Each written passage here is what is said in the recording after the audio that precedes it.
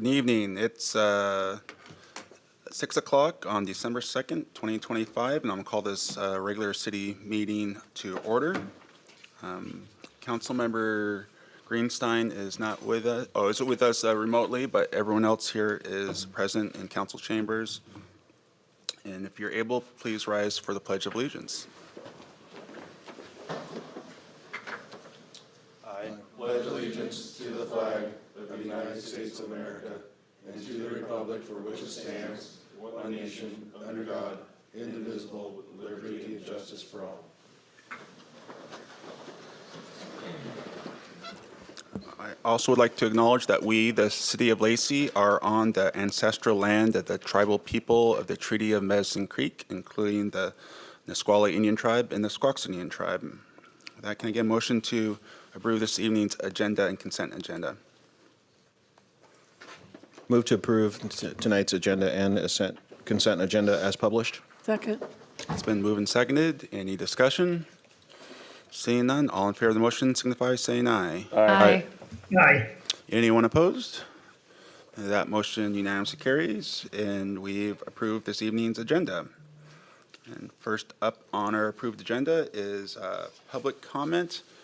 And we'll do public comment for the people who signed in for just public comment. Later, we'll get to the public hearing on the ULID for number 25 Ptolemy Park Estates. But let's get started with our regular public comment. And former Deputy Mayor Cynthia Pratt is here, our poet laureate.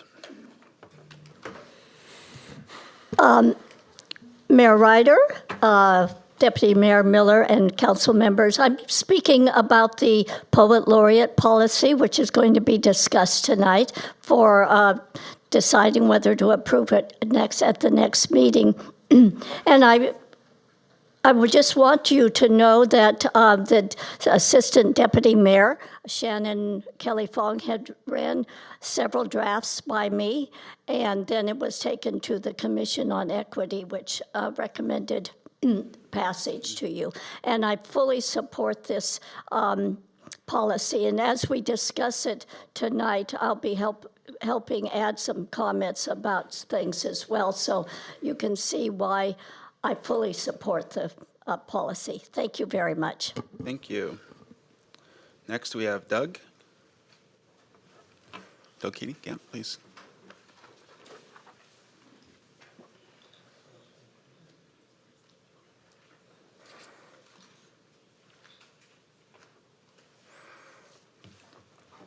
Please come up and introduce yourselves, and you have 3 minutes for public comment. Good evening. My name is Doug Cady. I'm a 40-year resident plus of Lacey and water quality engineer. Tonight I wanted to discuss the 2 high-density apartment projects that seem to have stalled on on Hicks Lake. In November, early November, one of the projects, the Snyder project, the developer cleared and graded the entire lot, and the city regulations stipulate that you can't do that after October 1st. And he apparently did that with the hopes of stopping the clock on starting construction because his permits were about to expire. And so there's a couple of points to be made on that. First, I don't think doing something that's against the regulations should stop the clock on expiring of a permit. Second, I think the city should require a bond to be posted because the maintenance of whatever erosion control facilities he's required to put in could be ongoing for years to come, given that his project has apparently not received financing.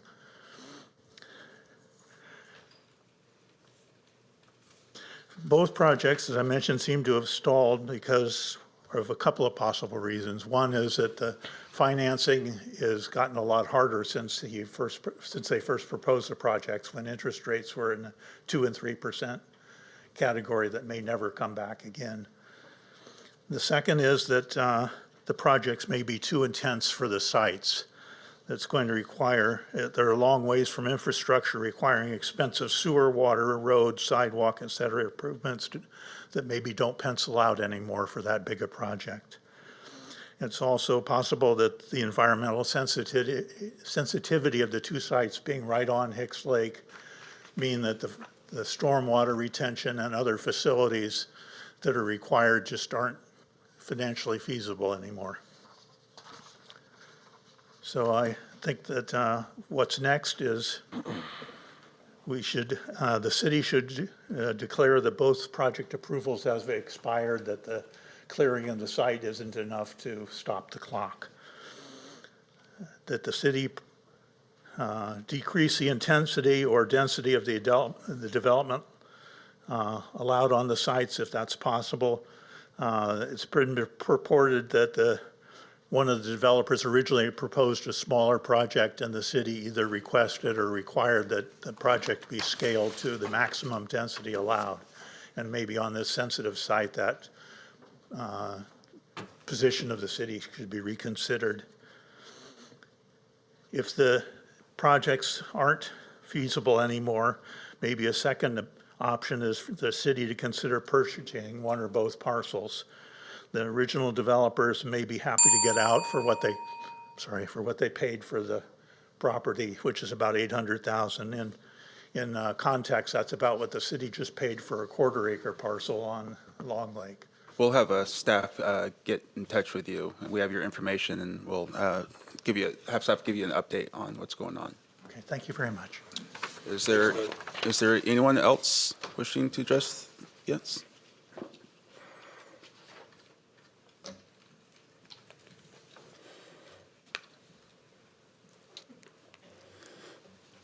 Hi.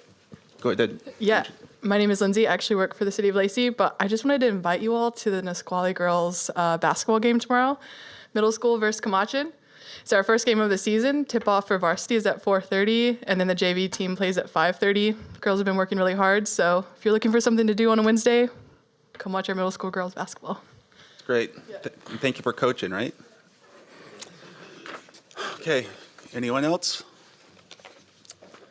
Then let's go on to our next agenda item, which is our final 2026 final budget hearing. And I will open up this public hearing to discuss our 2026 final budget hearing. Troy. Great, thank you, Mr. Mayor. Good evening, council. As the mayor stated, we have reached one of the final stages of our 2026 budget process. We've had a number of public processes already. This one is the last scheduled one. Your total 26 proposed budget is just under $225 million. This is a decrease of about $91.8 million. As we discussed at past presentations and hearings, this is mostly due to lower capital construction that's expected in 2026. Just about all of our capital funds are seeing pretty significant decreases compared to this year. Your general fund budget for 2026 is proposed at $74.4 million. This is a decrease of about $14.5 million. Very similar to the overall budget. This is mostly a decrease to capital. Most notably in the general fund is the completion of Great Cuyo Park. I will note that there are 3 changes to the budget from what you saw at our last hearing. We've added a total of about $332,000 to the proposed budget. It's coming in, it's a net increase of $331,000. One of the changes, or the first changes, we got an update to the assessed valuation from the county assessor's office. This ended up being a net reduction of about $3,400. This is due to the fact that our new construction credit went down, so that the new construction credit now is $68.5 million. We had previously used $73.2 million, so that, again, not a big reduction, but definitely a reduction. What's going to make up for that lower revenue is going to be the use of additional budget policy reserves. The second change relates to the contract that we have with Olympic Health and Recovery Services for our mobile outreach team. That's a vital service that works alongside our police department. We're currently reviewing that contract and in negotiations, and it looks like the proposed agreement is actually going to be an expansion. That team will expand from a team of 4 up to 5. That's about a $96,000 increase. And really, this impacts the budget twice because we have to transfer money out into our public safety fund. So, but it's a single $96,000 increase, but it ends up impacting the budget twice.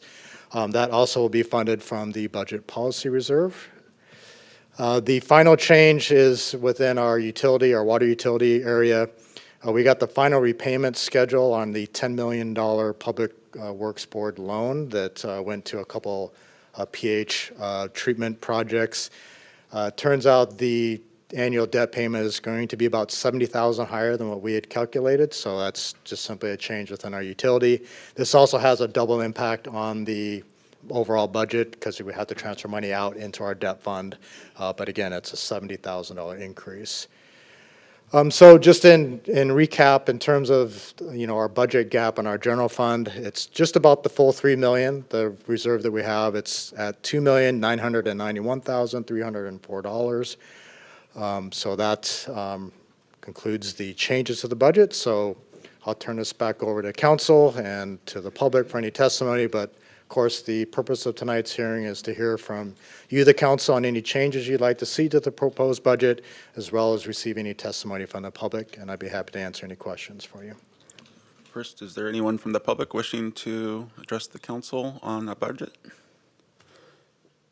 Seeing none, any comments from the council? I think we pretty much discussed it all.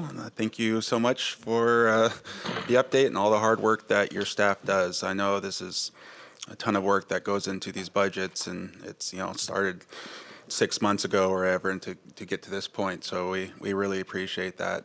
And with that, it's 6:12, and I'm going to end our final 2026 budget hearing. And at 6:12, I'm going to open up our public hearing for Utility Local Improvement District, ULID number 25, the Tomey Park Estates Sewer. And I'll turn it over to... Thank you, Mr. Mayor.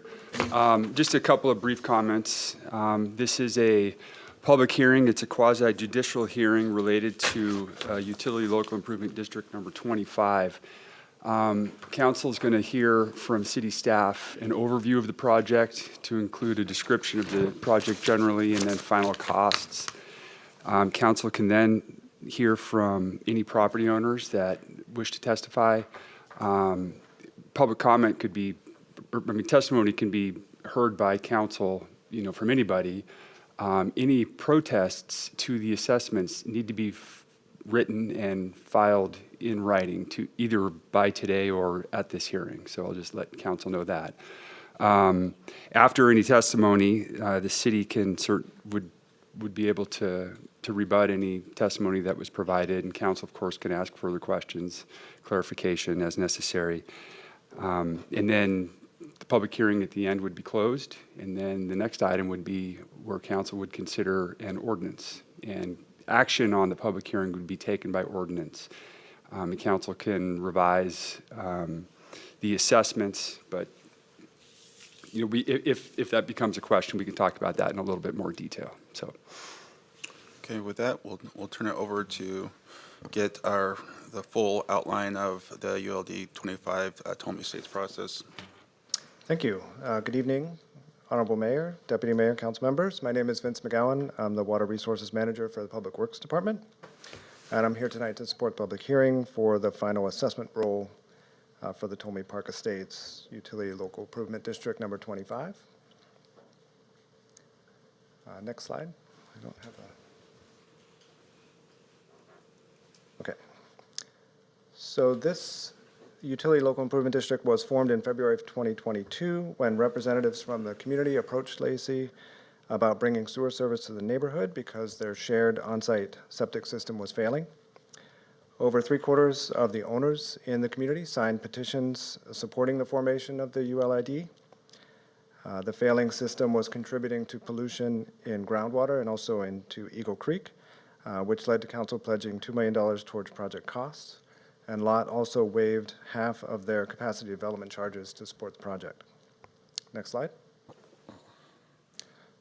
So all parcels in the neighborhood, which is the area outlined in red on this map, are now plumbed to city sewer lines, and the failing system has been abandoned. Next slide.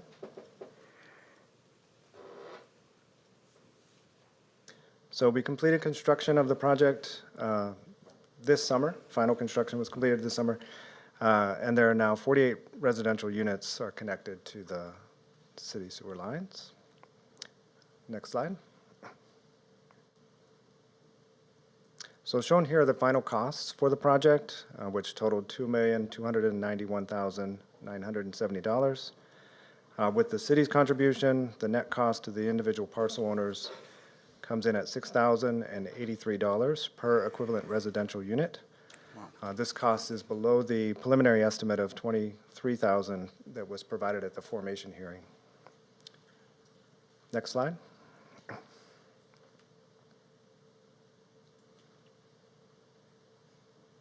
Next slide, please. Nope.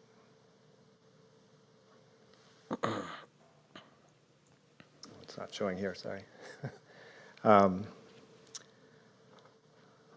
Okay, on November 3rd, Council adopted a resolution setting tonight's hearing date.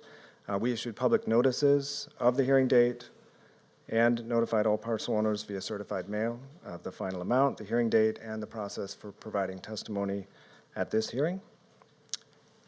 Next slide.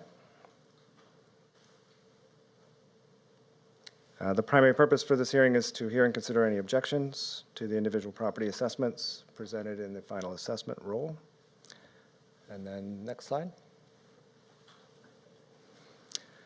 So if council adopts ordinance 1687, a 10-day appeal period will be followed by the finance department establishing and communicating payment options for the assessments which are listed in the final assessment roll.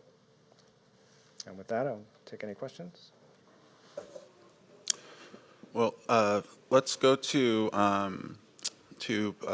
public comment first. We do have one person who has signed up. Tim, can you please come up and you'll have 3 minutes to give your public testimony.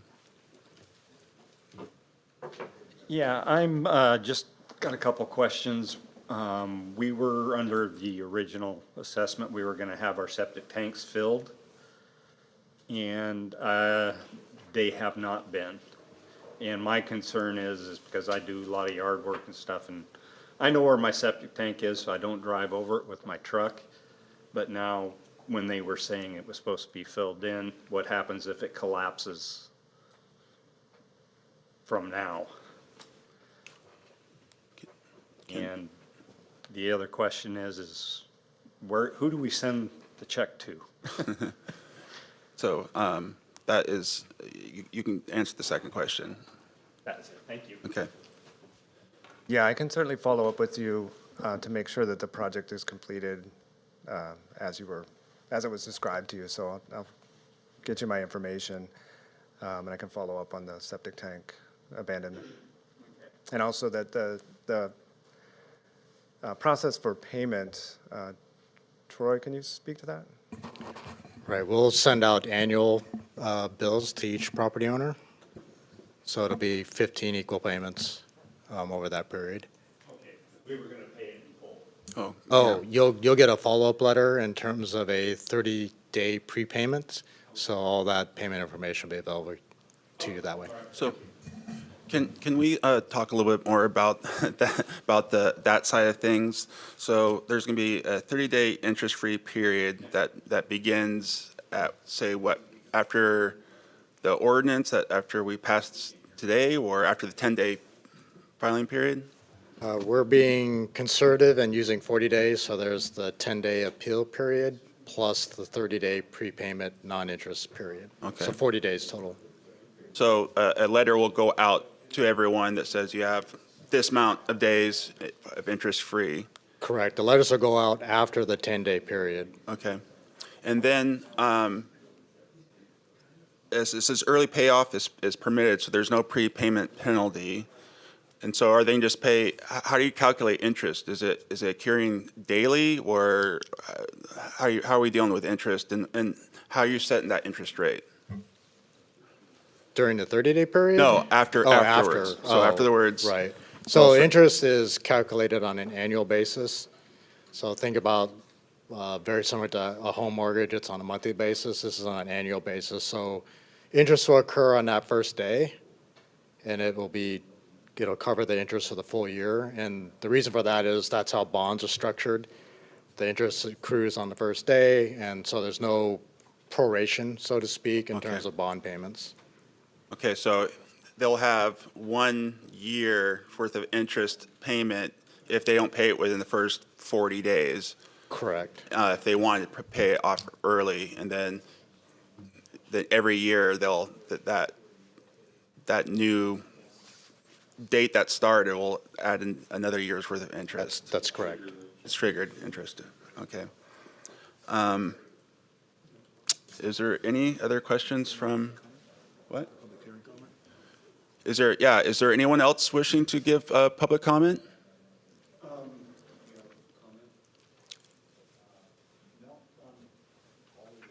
Okay. Is there anyone from the council have other I was comments? just curious if you remember what Tanglewild East and the estates over there, Chamber Estates, what each resident paid? I don't have the numbers, but it's not a fair. Substantially higher than Tony, right? So with Tanglewild East, it was a community septic system that was failing, but it was completely different than these. Yeah, So okay. essentially, all the homes were plumbed down into this central system. So we had to abandon that and then just run a single pipe from there down the road to connect to our system. So we didn't have to replumb every house. Oh, yeah. There weren't, in this case, the contract did include tank abandonment for 47 tanks plus 3 of part of the big community septic system. So it's a very different project. In addition, Tanglewild East 3B, they paid into a community fund to maintain the system. They had like So $1 million in there, right? Or- $700,000 to apply towards the cost. So, yeah, you can't really compare the two. Yeah. It just seems to me, six grand is a lot of money, don't get me wrong, right? But could be, 2-3 times that amount without the tools that. It was scheduled to be 4 Can times. is there any sort of latecomers for any of the houses around there, or, is there any? No, they wouldn't be entitled to any latecomers. Okay, Yeah, because the system was installed, for the limits of the project. And, yeah, and given the level of subsidy, there wouldn't be any latecomers. yeah, okay. Yeah. Go ahead, can you please come up here and, sorry. I was curious about, was the reduction of the original cost, was that due to the sale of the property in the drain field and all the area? No, that's independent of the city. That's The different? city doesn't have anything to do. That was part of the Tolme Estates community, property. That's not city property. Oh, I see. So we had nothing to do So with that. it went down without all the sale and stuff. But, well, they had a vote on whether the existing property was going to be left alone or sold, and I've just heard rumors, so I don't know what has happened to all that stuff. Yeah, that's independent of this, and if it was sold or if there was a sale, none of those funds were applied towards this. So the community, the neighborhood, if there was a kitty, kind of like with the Tanglewild example that they're using, there were no funds from the neighborhood that were applied towards this project. Yeah. So generally, if they sell the property next to where the common area is, my house sits right there where the easement is, where they would drive into these so-called houses that they build, would that be, what am I trying to say? I have trees all along that fence line there that are right on the border. Would there be any issues with the trees along the? I mean, in terms of the, what happens with the property, you'll need to take that up with your community association. As far as the trees go and the property line, They don't know where the property line is. yeah. It's been speculated by the president of the association where it is. Well, I have trees literally right along the property line, and I like my trees, and they don't. So I'm gonna be That seems- after someone if they're coming after my trees. Yeah, that sounds like you need to talk to your association. The city of Lacey's not to do Yeah, that. that's gonna be a good conversation, but, yeah. Okay. Well, we still have a tree ordinance, right, and Well, permits. but it's and- still in Thurston County, so we can't really Yeah. comment on that right now. Well, the county has tree ordinance. Yeah, too. that's a good question. When is this whole annexation supposed to be resolved as far as? That's a separate action that the council could take. I don't think it's going to happen anytime soon because it would create an island to the south of your property.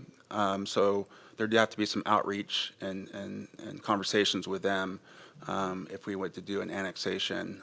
So I don't know what the timeline is going to be, but I don't foresee that happening anytime Well, soon. it was speculated that that was supposed to happen like Yeah. immediately. Well, why does this all come about? Are they trying to, is there some motivation behind all? No, there's just a separate process that we'd go through for an annexation. I know that we have the ability for you not to protest that annexation, but we have to take other things into consideration, including the neighbors to your south, that's south of you.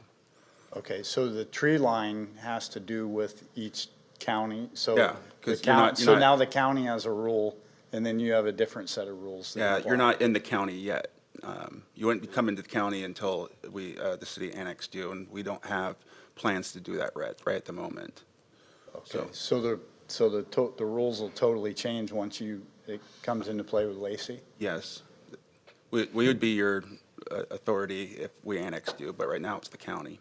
Okay, so they can do pretty much what they want with the county and versus you guys? Yeah, you have to take that up with the county, yeah. Okay, all right. Thank you.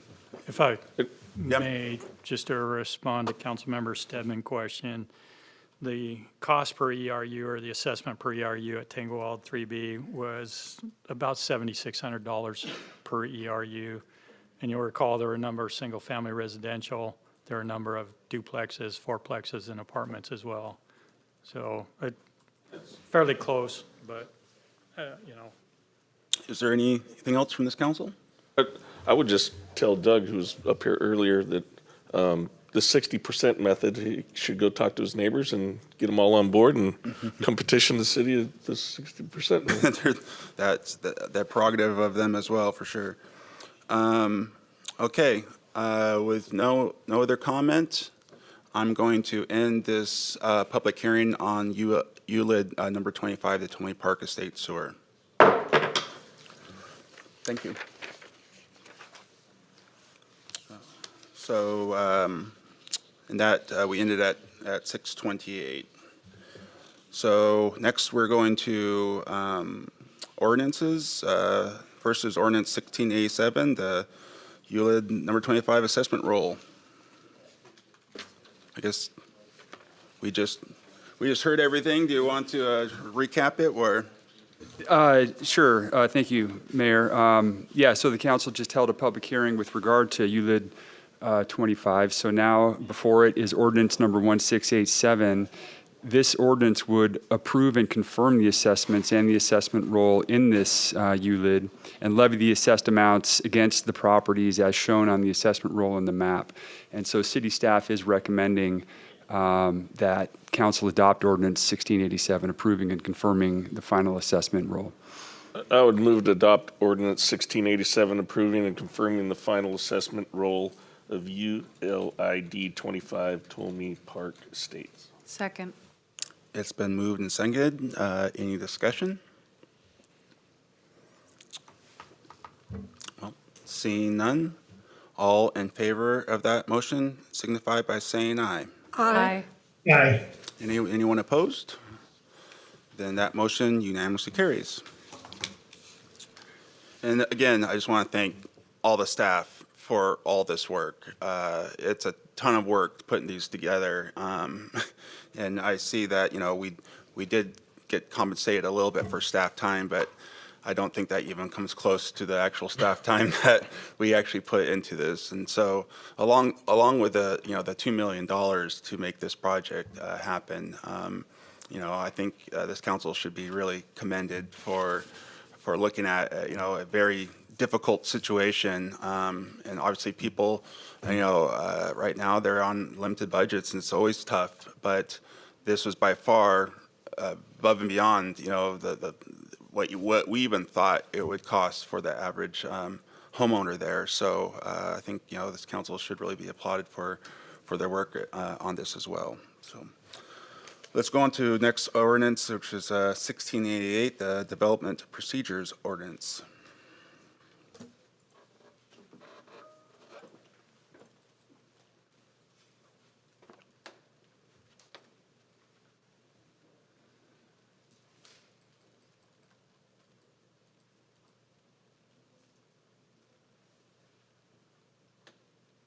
Okay. Good thing I printed out my slides. All right, well, good evening, Mayor, Deputy Mayor, and Council. My name is Shannon Vincent. I'm a senior planner with the City of Lacey, and I'm here today to present our final ordinance on the Development Procedures Code amendments. So these were last in front of you in late October at a work session. And we're going to go over today just some background of how we got here, the overview, the purpose of the amendments, and then any changes that we've made in response to feedback that we received during that work session. So with that, I'll get started.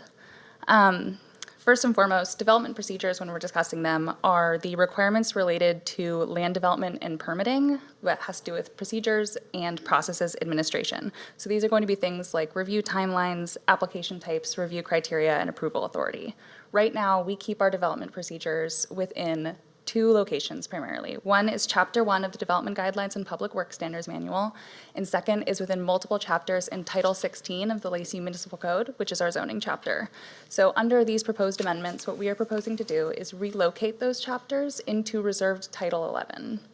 And the intent overall is to consolidate our development procedures under one title so that they are easy to access, they're easy to navigate, and as a part of this update, revise the text within those chapters to clarify and improve our current processes. So a little bit of background of how we got here today. The first time you guys heard about these amendments or our ideas to do them was probably in late 2024 when we were making changes to our permitting timelines in accordance with some state legislation that was passed. At that time, we notified council and planning commission that in the near future we wanted to make these changes just for clarity and accessibility. So in beginning of October, on October 8th, 2025, we held a public hearing. There was no public comments received prior to or at the public hearing, either in response to the hearing notice or to the determination of non-significance. Planning Commission, following the public hearing, unanimously recommended approval of the draft. We received one public comment post-hearing that we incorporated changes into the draft that was before you at the work session, and we reviewed those together. Council also recommended a few minor amendments to the text that was in the draft at the work session that we have made changes accordingly. I'm going to be going over those in a few slides. And I think that this is just a good visual if you refer to attachment 2 in your packet of what Title 11 is actually going to contain. So first are 5 chapters related to Chapter 1 from the Development Guidelines and Public Works Standards Manual. We will have 2 new chapters, places where there were existing gaps in our code, and 6 chapters relocated from Title 16. All 6 chapters that are being relocated all have to do with land use permit applications that would be more appropriately housed in the development procedures title than our zoning title.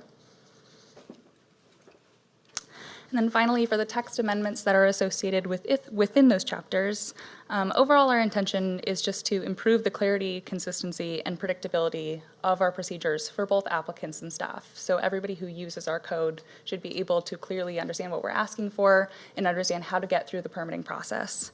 Along with that, we want to close some existing gaps that were either identified by applicants or staff who use the code every day.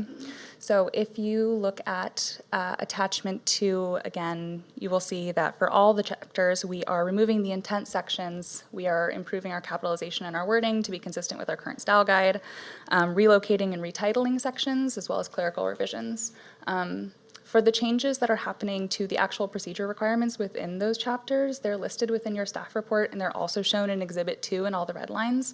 If at any point towards the end of this presentation, when we're having a discussion about it, there are any more questions that come up, I'm happy to speak to those. But as far as changes that were made following our work session, we did receive feedback from you about our site plan review chapter.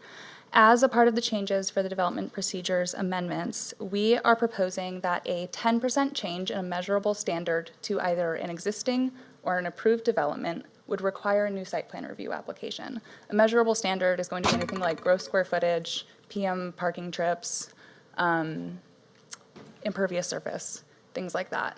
What we heard back from council is, well, what about situations where it's 10.5%? What about changes where it's 11? Can there be flexibility for staff to omit those situations where they know that the net impact of the changes made to the site don't actually warrant an entirely new application review? So for that, you can see in the red text, we included language in these sections that says, unless otherwise determined by the Site Plan Review Committee. This language is consistent with the rest of the Lacey Municipal Code. It's used in multiple chapters, and this will just give staff that flexibility to say, the standard is 10%, but there are specific situations where, if determined by the committee, it's not necessary, we can waive that requirement.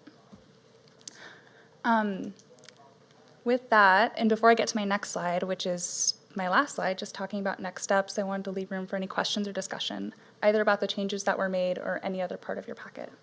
So, where's this going to show up on our website? Is it under, to find this once we pass this on the website? Do you know how we can easily access where it's going to be on the website? Be in the city codes under LMC Okay. 11, chapter 11. Yeah, so when you go to the Lacey Municipal Code and you get that nice green screen where it has all the 16 titles and Title 11 says reserved, it will now say development procedures with all the new text that is shown in Exhibit 1A. Perfect. I see it. Yep. Okay. Thank you. Does council have any questions? Okay. So then as far as next steps, there are two options before the council today. One is to approve Ordinance 1688 to adopt the proposed amendments that we have reviewed, or to provide further direction for us to include in the final ordinance. Can I get a motion, please? I'd move to adopt ordinance 1688, adopting amendments to Lacey Municipal Code and the Development Guidelines and Public Works Standards, Chapter 1, related to permit processing, Development Code procedures. Second. And seconded, is there any discussion? Yeah, that was a lot of work, and that first 80 pages wasn't really easy to get through, for me at least. And then every time you get to somewhere, oh, it was moved over here, that's great. But I did see where the flexibility was built in for small variances, which was good to see. Thank you for following that direction. It looked like, it wasn't a super heavy lift, but a lot of work was done on this. So thank you for all of your work. And I saw the assistant city manager's kind of fingerprints on this as well. Kind of seemed that way. I'll say, from personal experience, having lived through the permit process from both, not just the city of Lacey, but also Olympia and the county, this is why most people choose to do business in Lacey. So, great work. Good job. Thank you for hearing us. Yeah. Thank you. I think that's really the one thing where we always try to meet the intent of our ordinances, and sometimes the intent, isn't steadfast. And so to be able to make that call, I think it's really goes in line with what we try to do here in Lacey. So I really appreciate that you heard that and incorporated that, and I think this is going to be very beneficial for everyone going forward. So. When you talk about the permit process, you're talking about investment in your community, in your city, and making it the quality of life better. And anytime you put roadblocks in front of that, then that makes your quality of life lesser. Yeah. Right? And you're defeating the whole purpose, right? You're trying to build the community up, not break it down. Is there any other discussion? Then it's been moved and seconded. All in favor of that motion signify by saying aye. Aye. Anyone opposed? And that motion unanimously carries. Thank you for all your work. We really appreciate it. Okay. Mayor's report. I have so much to talk about, but I'll just turn it over to city manager instead. City manager report.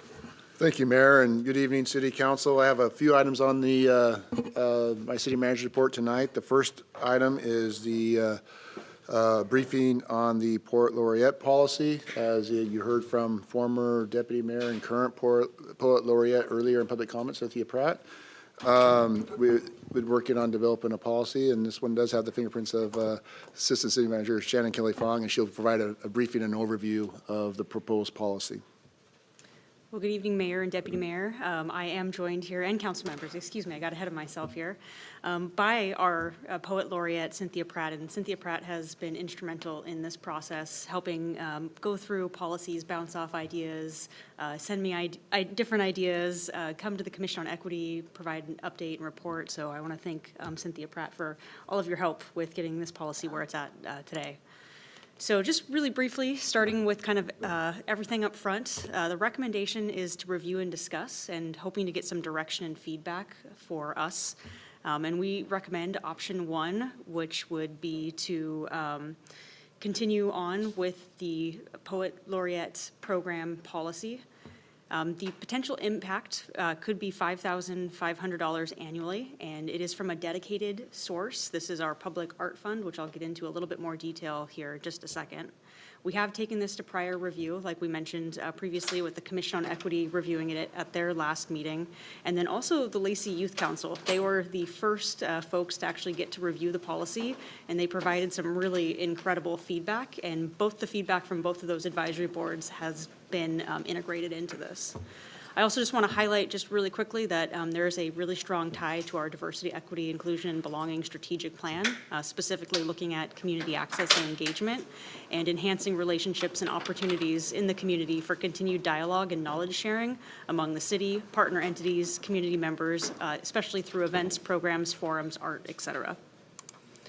So I know you all are very familiar with the Lacey City Council Policy and Procedures Manual. I just want to highlight that there is a section in that manual that is specific to public art. And what's identified in there are the council's kind of priorities for public art, where you'd like to see some public art and what you'd like to have included within that public art. And I'm not going to read over everything, but I do just want to highlight that some of the things that are identified that public art should accomplish include creating a sense of community and identity and character, reflecting Lacey's history, heritage, community values, and culture, and providing interactive opportunities for the general and for the general public.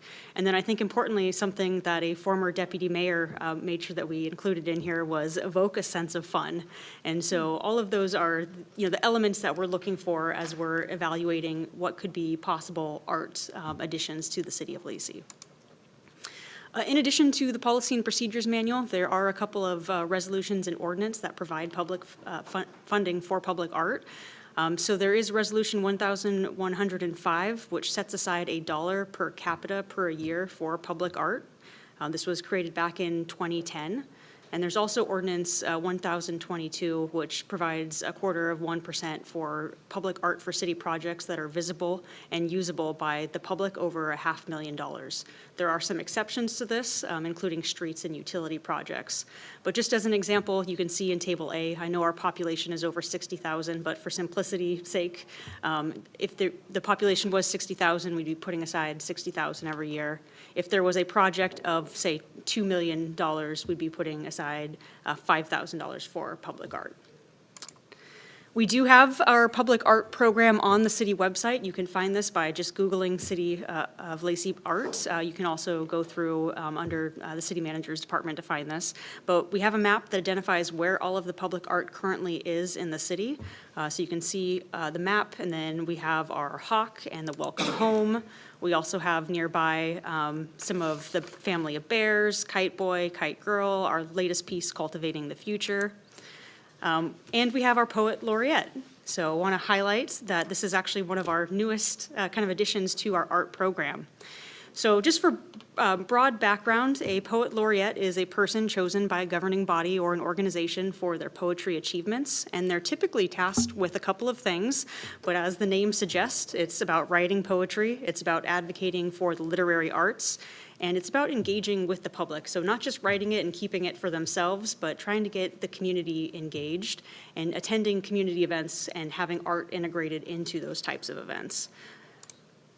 The City of Lacey has established a Poet Laureate. This was done January 20th of 2022 through a proclamation formally naming Cynthia Pratt here for her lifelong dedication to poetry, education, and community engagement.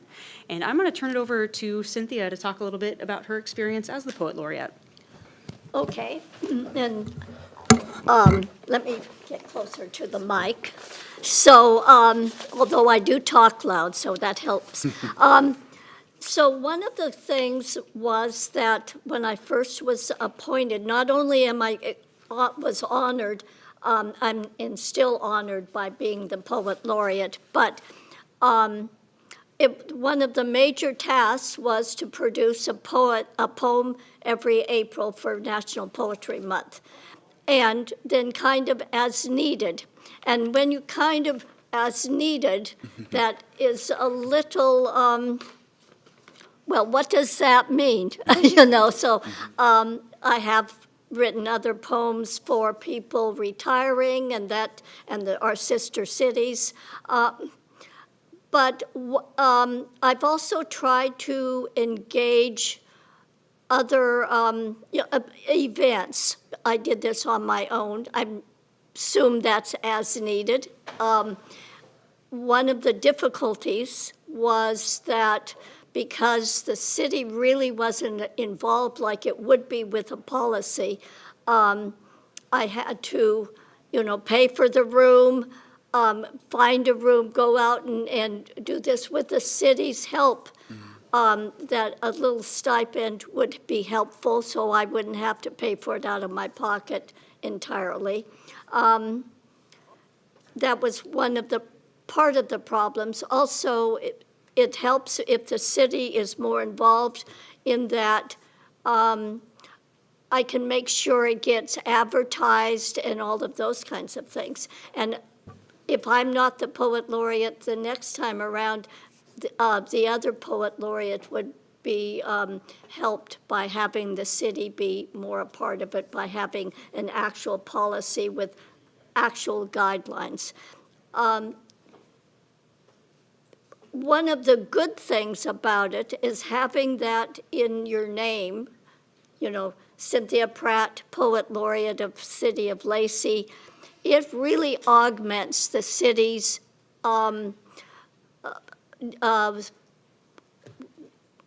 ability to say they really engage in the arts, because arts is more than just a structure. It is a verbal, it is painting, it's all sorts of things. And many times when I am involved in any kind of a reading, whether it's in the city or not, the fact that my name is on my biographical statement saying that I'm Poet Laureate of Lacey helps Lacey get noticed. And I think that's a very important issue. Do I need to say anything else? I think that was a great overview. Okay. And I'm sure there will be questions from the council as we continue on, so please feel Okay. free to jump in. Okay. So we met with the Poet Laureate and we got some of this feedback, and based off of that, we started working on what could be a policy for the city to help really enhance this program moving forward. I know Cynthia talked about some of her poetry readings. I'm not going to play it here, but I just want to highlight that a couple of years ago, Cynthia did come in and give a poem called My City, and it's absolutely fantastic and well worth watching. And one of the things we've been working with Cynthia on here recently is recording some new poems that will be available on our website on the Poet Laureate page, and then also on Lacey TV 77 for folks to watch. So stay tuned for some new poetry from the Poet Laureate. So thinking to the future, we started to build off of some of the experiences we heard from Cynthia and started to create a draft policy. And so what you'll find in the policy here tonight is it really outlines what the purpose of being the Poet Laureate is. And it's really about recognizing, the value of the literary arts, uplifting diverse poetic voices across neighborhoods and generations, and being able to support a outstanding local poet who can serve as a volunteer ambassador, and then also inspiring and celebrating the city's cultural richness, which is really well in alignment with what's identified in the City Council policy and manual. What we have drafted for a term is a 2-year term, and that the individual can serve no more than 2 terms. However, if there are no other applicants, then that would be something that could be available. The terms don't have to be consecutive. And this was actually some feedback that we heard from the Lacey Youth Council, so I do want to highlight some additions that they added. They said, maybe it would make sense for a Poet Laureate to be 2 years and come back 10 years later after they've refined their poetry or have a new perspective and to try it again. So it was some really fantastic feedback we heard from the Youth Council. As part of the kind of process, what we were thinking about is lining it with Poetry Month, which is in April, as our Poet Laureate has highlighted. So the concept would be that we would open applications in January. There would be an application review period, including a potential interview with an advisory board. And then there would be a recommendation to the City Council, and at the City Council's discretion could choose the Poet Laureate. And then the new Poet Laureate would follow on the heels of a celebration of Poetry Month in May, leading till the next April. For funding, one of the things we heard from Cynthia's experience is that it would be helpful to have some funding to help put on some events for the Poet Laureate. And so having a set aside of $5,000 per a year, and it doesn't have to be $5,000, it would just be a maximum of $5,000 and something that city staff would work with the Poet Laureate on for approved activities. And that also the Poet Laureate could be available to opt in to a volunteer stipend as they are serving as a volunteer ambassador. So just want to highlight again that the funding source for this would potentially be the Art Fund, which again is set aside expressly for that purpose. Eligibility, they have to be a resident of the city for at least 1 year before the application. They have to continue to live in the city throughout their entire appointment. They have to be at least 18 years old. However, that wouldn't preclude them from potentially doing youth activities or maybe having some sort of youth Poet Laureate join them as well. I think that's definitely something that is a possibility. They'd have to have a demonstrated history of published or performed poetry, a commitment to community engagement, education, and equity, and be able to demonstrate a few instances that highlight their passion for poetry and arts. And we're being very broad here because that could be a number of different things and leaving it open for the applicant to be able to show what that would include. As far as responsibilities, we had talked about, the Poetry Month and then really expanding on that and making it a lot more structured. So having create and present original poems that would be something available for all audiences for a minimum of 6 publications or events. So this could be including, doing recordings like I just mentioned, or maybe being featured in the Lacey Life or Lacey Weekly. It could also be community events. They'd have to develop and lead a community-based poetry program, and this would be something that would get to be proposed by the applicant, whether that's a poetry summit or a workshop or a collaboration of some sort. And I want to highlight, something we've heard from the Poet Laureate is putting on things like a poetry summit often require funding, whether you're, renting, say, the community center or some other space. Collaborating with local schools, libraries, cultural institutions, or nonprofits to promote poetry, and also having an annual report just summarizing how they've had an impact on the community and what they've done. And something we heard from the Commission on Equity that we've added into the policy here was to make sure that there's some metrics on who they're engaging with. The process itself, as currently written in the draft, would be that it would happen every 2 years. They'd have to provide that resume, some samples of poetry, how they meet the program criteria, and then they'd have to have a statement of interest, which would include their reasons for why they're passionate about poetry, how they would promote it, how they would engage it, how they would track their programming, how and what 2 community-based poetry programs could look like, and then what their proposed budget would be for all of those. As part of the selection, what we have drafted is that if there isn't an art committee in place, that an advisory board determined by the city could review the applications. So this could be, one advisory board. It could maybe be members of multiple advisory boards.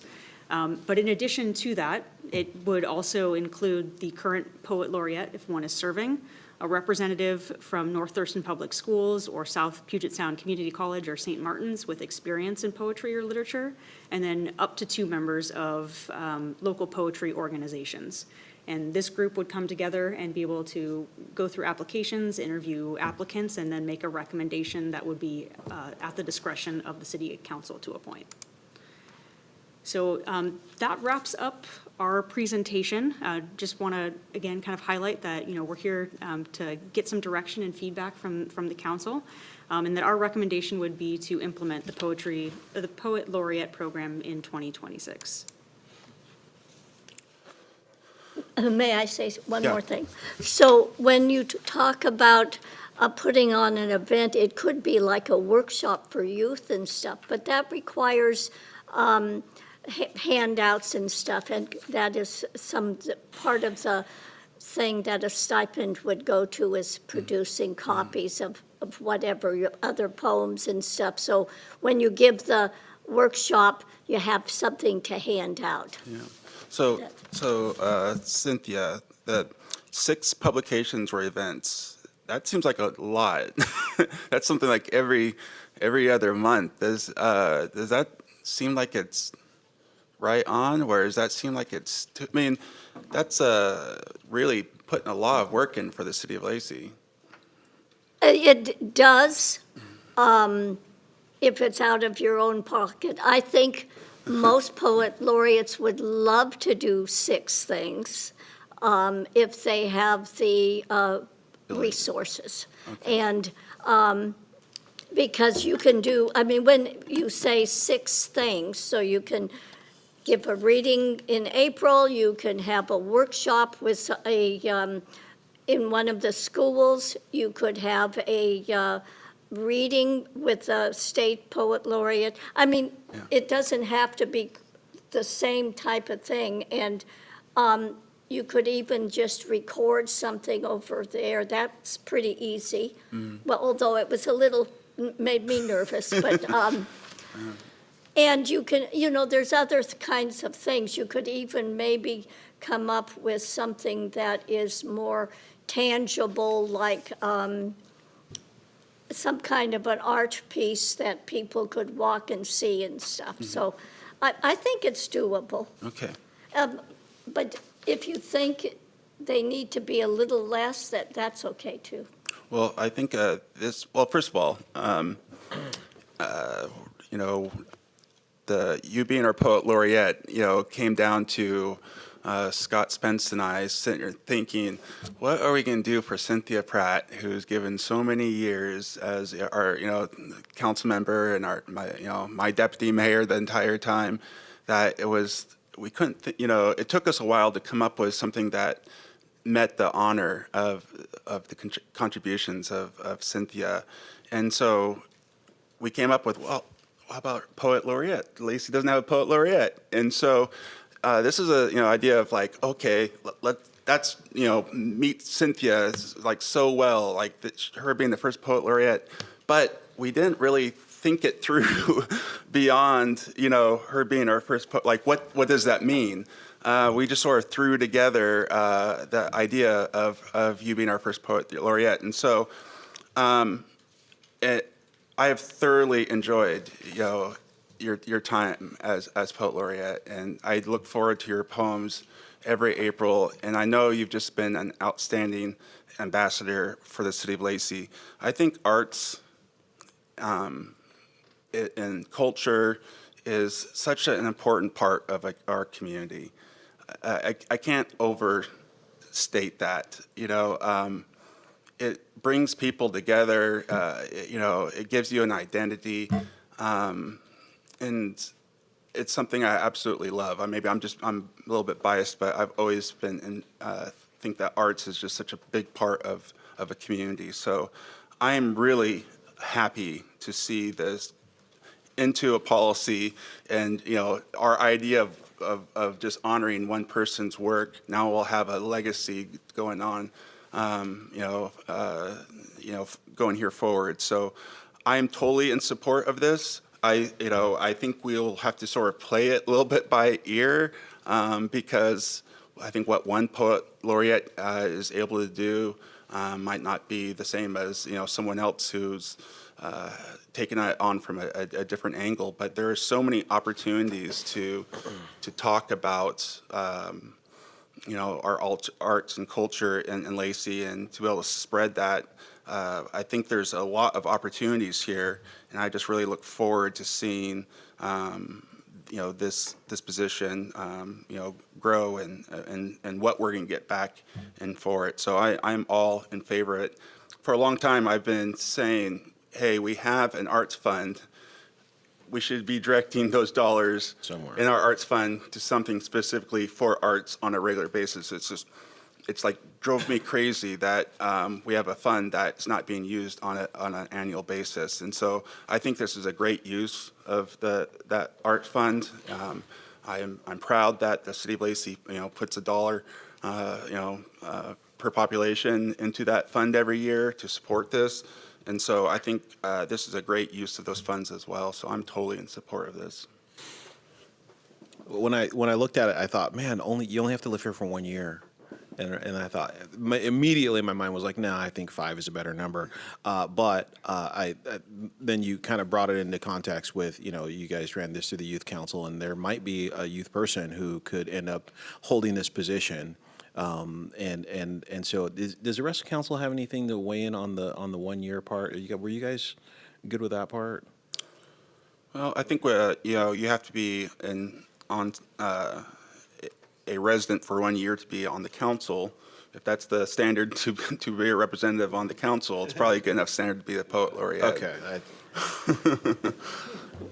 Just saying. That was the only outstanding piece in my mind, was like the 1 year part was just kind of bugging me. But if you can be a council member at 1 year, I guess you could also. I would say 100% support this. And with having said that, when we bring the Purple Heart Memorial into town, when we unveil it in the next year or so, I would like you to consider doing the poet on that. Yes, you'd like me to what? Do a poetry. Do a poet and for the Purple Heart Memorial when it was established. I would do that. Yeah. So thank you. You need to email me. Absolutely, yeah, absolutely. It's still a ways off, but Make sure I know what I'm we're getting doing. it done. Right. Anyone else?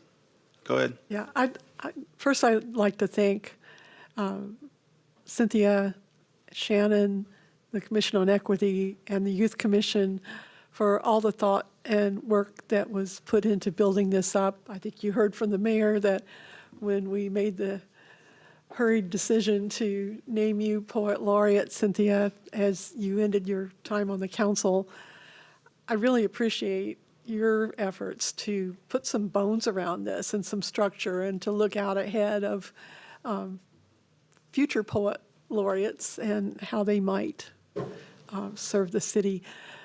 So being poet laureate is an exceptional honor, and everyone that is named that feels very good about it. It's not free. I mean, it means there's work involved, of course. Yes. But if you're a poet, that's kind of a challenge, and it's sort of write a poem for Poetry Month that sort of is a poetry prompt, so it kind of helps you write. So I think others in Lacey that are poets will be very interested in being poet laureate. And I'm certainly here to help if they need it, so. One question I have is, we've got a pretty tight timeline if we're looking at January being the application period. Any thoughts on how we can get the word out into the community that if they're interested, this is what you need to do and when you need to do it? Got a couple of thoughts on that, and then I'd love to hear the Poet Laureate. But I think, we are, again, about to launch a lot of new poems from the Poet Laureate, and so we can use that as a vehicle to celebrate the Poet Laureate, but also to get the word out that we are going to be looking for a new Poet Laureate. And then, of course, we'll do, our social media posts, our website posts, and all of that. But I think having a video and really being able to showcase what the Poet Laureate gets to do could be very helpful. Yeah, Nice. and that's I think, the main thing. I think in order to engage others, though, you do have to get the word out that the position is open. Now, Olympia has done that they have a 2-year limit, and people know about it. And I think some of the poets in Lacey, and there are poets in Lacey, by the way, I just want you to know that, but aren't really connected with the city, particularly to know about it, and that's what we do need to get the word out, I think. By the way, I have to brag, I just got nominated for a pushcart prize, so yay for one of my poems. Woo.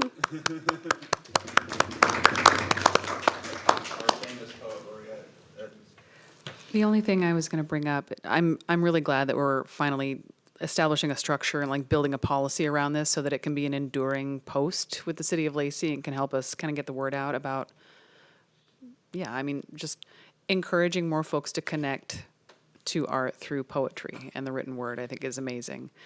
The thing that came to mind as we were talking about the policy and like opportunities for community engagement is we have this great partnership, I think, with the North Thurston Schools and the Timberland Regional Library, like the Lacey Loves to Read campaign, where we encourage kids to read and we bring local authors to present to youth in the community.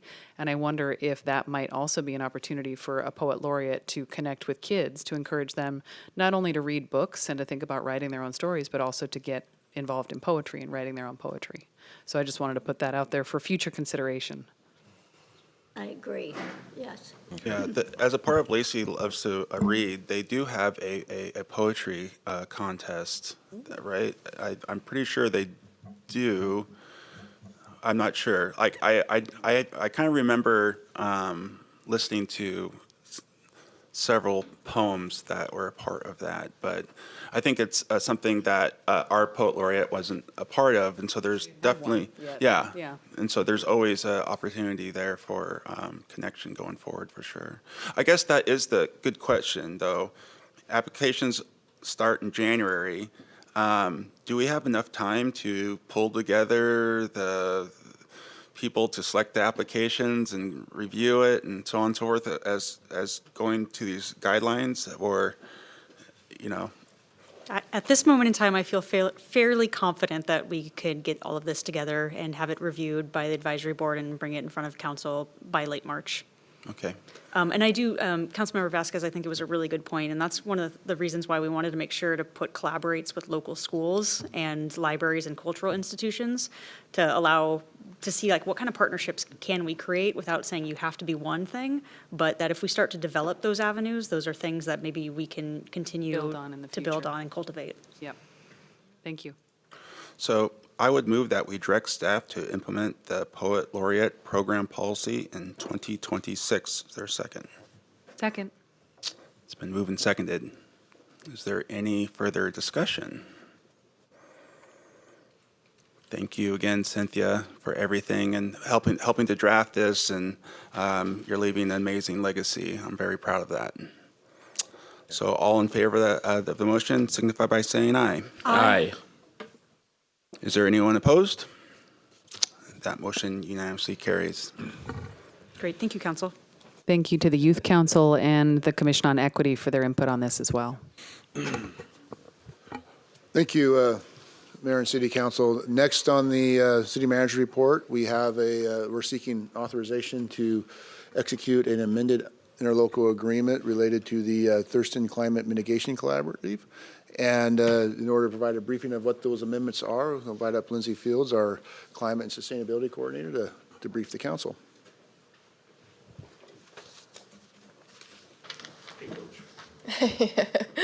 Good evening, Council, Mayor, Deputy Mayor. Thank you for having me again. I'm here to ask you guys to authorize the city manager to sign the interlocal agreement amendment for the TCMC work that we do with the city of Lacey. Perfect. Yeah, so the existing ILA was executed 2 years ago in 2023 by the 4 jurisdictions, Lacey, Olympia, Tumwater, and the Thurston County. And we came up with this design regional collaboration, the Thurston Climate Mitigation Collaborative, to implement the Thurston Climate Mitigation Plan that we adopted we accepted it in 2021. Started work on it in 2018 and accepted it in 2021. And so I'm back tonight to ask you to authorize the city manager to sign the amendment because after 2 years of work, we've figured out a way that's much more efficient for us to work together. We've changed some things in the ILA that requires us to come back to you all to ask for your approval. And so in 2025 and really the end of 2024, we noticed that there were some processes with our collaborative work that were just really cumbersome to staff, especially administrative stuff, things like having to do an ILA for every regional initiative that we work on together. Ideally, we're doing one together every year or every other year, so that's a lot of administrative work to create an ILA, bring it to our legal staff, bring it through management, bring it to the city manager's office, and then bring it to council or planning commissions. So we noticed that was a big change that needed to be made in the ILA. We also just wanted to reduce some of the administrative task burdens that we do and really focus on implementing the plan and try and get away from those administrative tasks. So this is a timeline of the draft development. Back in July, the TCMC Executive Committee sort of got a first initial briefing on the proposed ILA updates. The Community Advisory Work Group, which if you'll remember is our community group of 15 folks from around Thurston County, Olympia, Lacey, and Tumwater who come together to provide their perspective on climate action and help us implement these projects. Got a briefing and offered up some of their revisions and also just their perspective on having worked on it and how we can improve as well. And then at the annual retreat in September, we sort of finalized these with the entire collaborative, including the executive committee, the CAW, and the staff team. And then we formalized those into the ILA, sent them around to our jurisdictions again to get feedback from management, from the city manager's office, and from council and legal staff as well.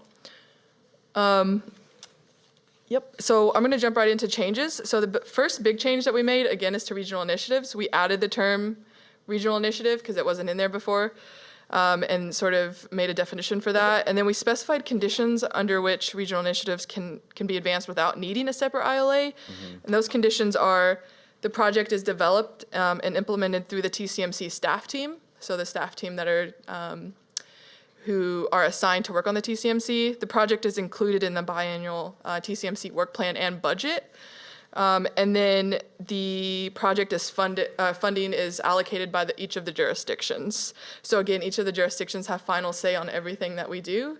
And usually that comes through allocating budget for the work that we do together, including the regional initiative. So if all three of these criteria are met, then we don't need a separate ILA to do that work together.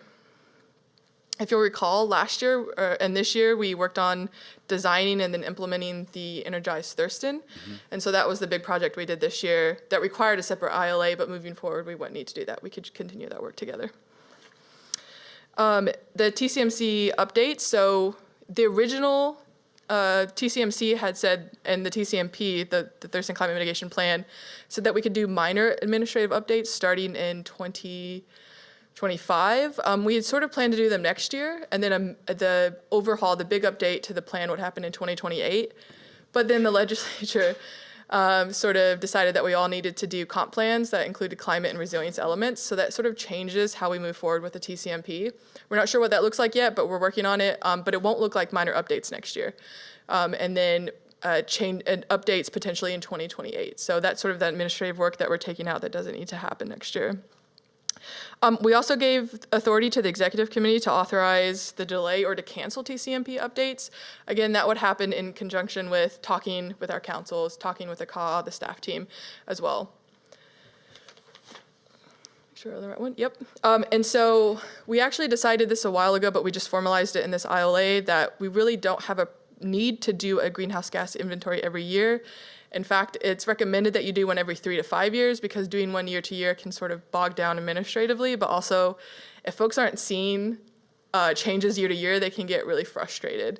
And it can be hard to see those changes year to year, but you can see them stacked up over time. So we changed that to do a full greenhouse gas inventory with Thurston County every 3 years, and then dash inventories in between that. So just looking at our highest emissions, which are transportation and energy use, and seeing what those were as in through a dash inventory. So a very small inventory. And then, yeah, we just finalized that into the ILA. That's sort of how we've been operating. Base funding, it allows staff team to provide a biannual work plan, and we do that because Tumwater is on a biannual budget, and so to accommodate their budget processes, we need to do it on a biannual basis for them. The work plan is going to include all planned activities to what we can specify that we're going to do. Adding in regional initiatives does give us flexibility not to do them annually. We can work on them multiple years. Like Energize Thurston really probably should have been like a 3-year work plan because we had to design it, then implement it, and then we have to change it and implement it again. So that sort of gives flexibility. The parties' approval and adoption of their respective budgets serves as commitment to fund those. So really passing the budget, including climate implementation funding, and that would authorize us to work on that together outside of a need for an ILA. And it also allows flexibility for any party to contract for services and invoices the other parties. We sort of already do that. We sort of take on our share of contracting and spread that out evenly and as much as we can. And so in this, we just sort of finalized that, yes, we can contract as long as it's in the budget already, and then invoice each other for that. And so reallocation of funds due to budget reduction, this has been an ongoing conversation and the staff team. And so it enables flexibility to proceed with collaborative work with fewer than all 4 parties. So we really weren't sure how to work that out if some of us don't get funding or some of us do. Or even if there's just like a disagreement on how we should implement something. So now we have flexibility on giving notice that we won't participate, or if we can't for budget reasons, or if Olympia or Tumwater can't, then they can give us notice, and we could still proceed with a regional initiative, just not with those parties. And you wouldn't have to come back to the councils to get that approval? Can happen automatically? It can happen automatically, yeah, because then they just wouldn't, their budgets wouldn't get approved for the regional initiative, but if ours did, then they just give us notice that they couldn't get approval, and we'd move forward. But wouldn't that have an impact on everyone, right? Because if you're splitting it, 3 ways or whatever, but now you have to split it 2 ways. We'd reduce the scope of work, yeah. So right now, everything that we do, if it's split equally, then ideally it's benefiting each of our jurisdictions equally. Yeah. So if Tumwater, Olympia, or Thurston County didn't get funding for something, then we just take Thurston County residents sort of out of that scope of work, and we just focus on a smaller scope of work to reduce that budget, to meet what we can actually afford to pay for it, yeah. The last one was just a notice. In the previous ILAs, it said we had to give notice by mail, and I don't know if I've sent anything by the mail in the last 20 years. So we just included that to say that we could email the parties as well if we're not going to participate, or if we're going to remove ourselves from the ILA altogether. Yeah, and then implementation guidance changes. So the regional implementation guidance is a document that's attached to the ILA, which really walks us through each of the just how we do everything together. Some of the changes, the big changes that we made is we could also make minor changes to the implementation guidance that wouldn't necessitate us to come back and get an ILA amendment like we have to do now.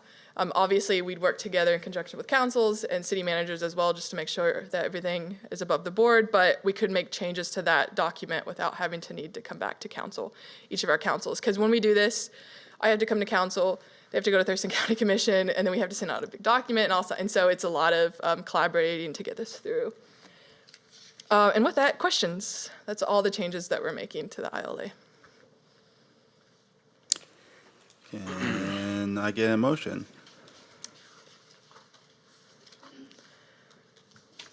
Well, I move that we authorize the city manager to sign the Thurston Climate Mitigation Collaborative interlocal agreement as amended.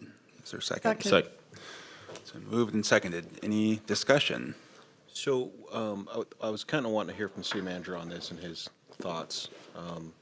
But I did have a question about these, the goals that have been set forth. And I know that, you know, it was a TRPC kind of initiative, high level, and we were supposed to be somewhere by 2030 and 2045 and these types of things. Will we see you in the future, you know, reporting back on some of that progress or where we're headed, where we're going, where our trajectory is, how we're doing?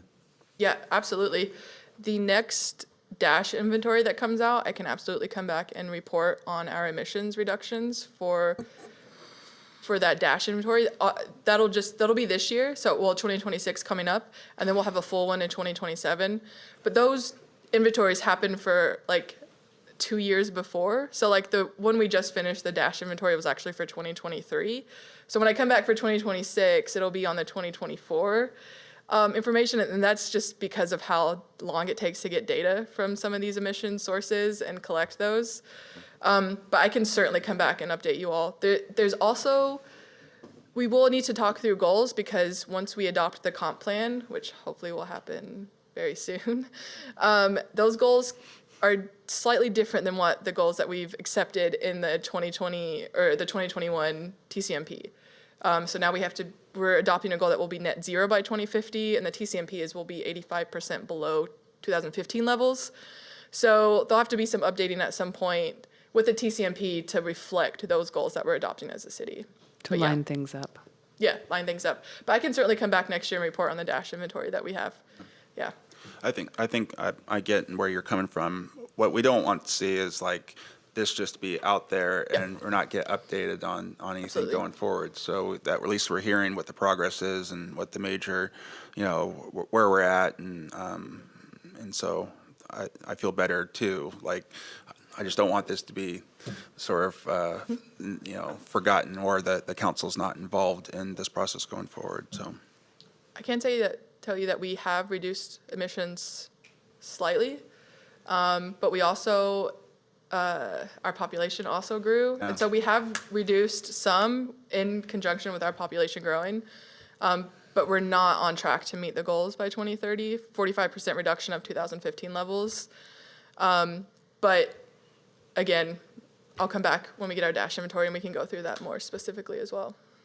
That was kind of what I was going to share, that like we have made some progress, especially per capita, since population's growing, and yet our emissions are still going down and we're not on track.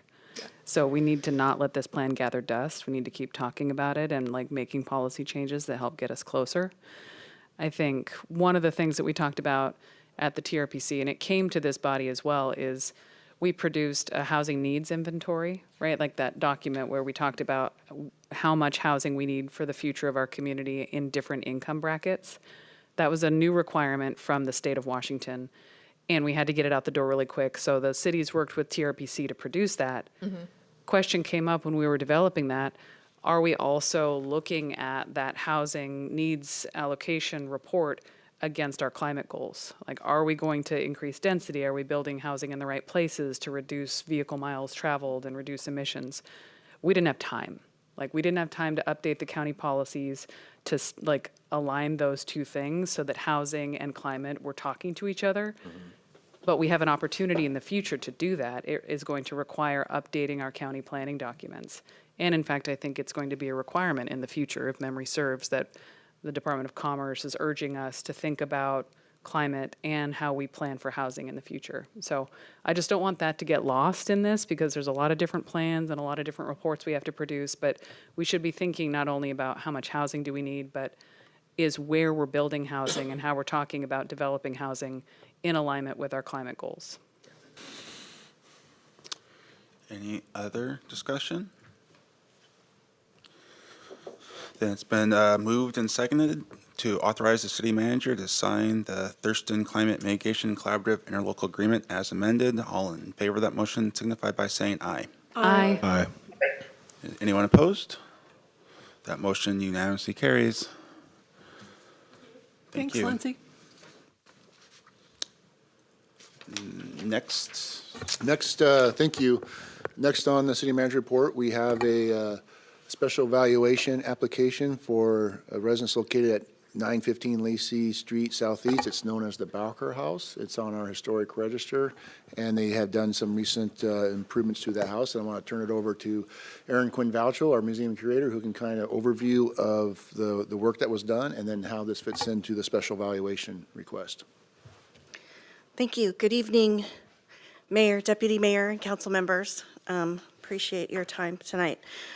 So tonight we're going to be reviewing a recommendation from the Historical Commission to approve the special valuation application for the Bowker House and a special valuation agreement that goes with it with the owners. So first, because, you know, I can't help myself, a little history about the Bowker House. So it's located at 915 Bowker Street, appropriately. It was built in the early 1890s, and it's the oldest house in Lacey's historic neighborhood. It was built by George and Lucinda Hayes Bowker. They traveled around Cape Horn on a ship to get here. Pretty cool. They were from Maine, and they married out here in 1883, and they bought the first lot in Adams Acres for $200, and then they built the house that you see on the slide. George was a logger, and Lucinda was a postmaster in 1898, and the house remained in the Bowker family until 1995, when it was purchased by Daniel Stuckey. And the current owners, Krista Harvey and Destiny Furbish, purchased it from Mr. Stuckey in 2019 with the intention of rehabilitating it to preserve and honor its great history. The Bowker House is on Lacey's Register of Historic Places. It was added to the register in 1991 and was the first property that we listed in Lacey. So before undergoing any project that requires a permit on a register property, their project has to be reviewed and approved by the Historical Commission. And the Bowker House rehabilitation was reviewed, and a certificate of appropriateness was issued on December 18th, 2019. They did have some delays because of COVID, but the bulk of the project was completed in 2023. Although, as you can imagine, on a project this size, there is work that is still ongoing. So a benefit to being on the local register, which is mostly just, you know, for formative reasons, this is one of the benefits. There's a property tax incentive if the property owner completes a substantial rehabilitation project and applies for the special tax valuation. So what is that? What it does is it reduces the property tax for the property owner by subtracting the renovation costs from the assessed value of the property. The property tax reduction lasts for a period of 10 years, and then the benefit ends. This can be a really difficult benefit to receive, as there are a lot of hoops to jump through and many eligibility requirements that make it a challenge.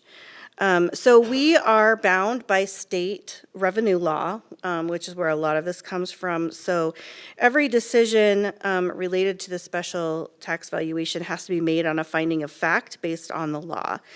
And the documentation that we provide when we certify that that a property is eligible could be audited by the state and the county assessor. So this process is overseen by several laws. First is the Lacey Municipal Code. LMC 165350 provides direction for the special valuation process. The Historical Commission reviews the application in depth and makes a recommendation to City Council, who then makes the decision. So there's three things that are identified in the code that the commission must use in the evaluation process. So first is that they have to meet the criteria that's laid out in the state law. And second is that the WAC that goes with it is used to determine the eligibility. And third, the property must not be altered in any way that adversely affects the elements that contribute to its designation. The elements that contribute to its designation are listed on its nomination form when it's added to the register. So all of these criteria have to be met in order for it to be eligible. And so then if it is approved and is eligible, then the property owner has to enter into an agreement with the city that provides for a 10-year monitoring period to ensure that the property is maintained at the appropriate level of maintenance.